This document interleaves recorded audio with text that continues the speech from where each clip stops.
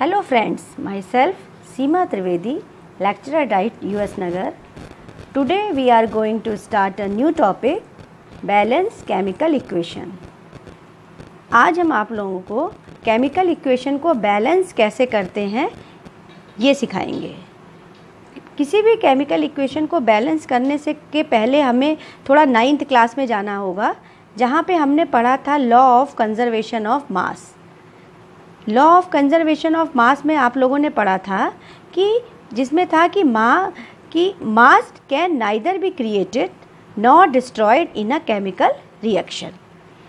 That is the total mass of the element present in the products of a chemical reaction has to be equal to the total mass of the elements present in the reactant. अगर इनको हम दूसरे शब्दों में कहें तो the number of atom of each elements remain the same before and after a chemical reaction. अब हम इस रिएक्शन को बैलेंस करेंगे। रिएक्शन है Fe plus H2O gives Fe3O4 plus H2। इस इक्वेशन को बैलेंस करने के लिए हम स्टेप बाय स्टेप चलेंगे और हिट्स एंड ट्रायल मेथड अपनाएंगे। फर्स्ट स्टेप होगा list the number of atom of different element present in the unbalance equation. अब इस इक्वेशन में हम देखेंगे कौन कौन से एलिमेंट्स हैं। तो इस अगर इक्वेशन को देखें तो आयरन है, हाइड्रोजन है एंड ऑक्सीजन है। Number of atom in the reactant, reactants means जो रिएक्ट करते हैं, it means left hand side के जो एटम्स होते हैं, एलिमेंट्स जो होंगे वो रिएक्टेंट है एंड राइट हैंड साइड के products. Number of atom in the reactant, iron 1, hydrogen 2 and oxygen 1।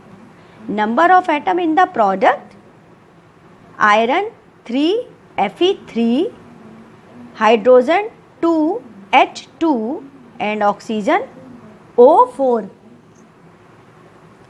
Now next step, अब हम इसमें ये देखेंगे, जब बैलेंस करने से पहले हम ये देखेंगे कि कौन से एटम सबसे ज़्यादा हैं, उस एटम को हम पहले बैलेंस करेंगे। तो अगर हम इस इक्वेशन में देखते हैं तो प्रोडक्ट की साइड में O4 Fe3O4, तो सबसे पहले हम ऑक्सीजन को बैलेंस करेंगे।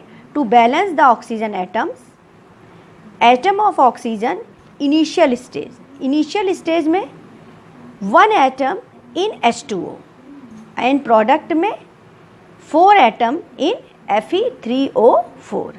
टू बैलेंस करने के लिए हमको रिएक्टेंट में H2O में 4 से हमें मल्टीप्लाई करना पड़ेगा, तभी ऑक्सीजन बैलेंस हो पाएंगे।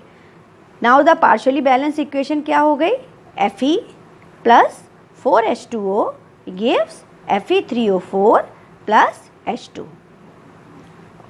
ऑक्सीजन बैलेंस हो गई।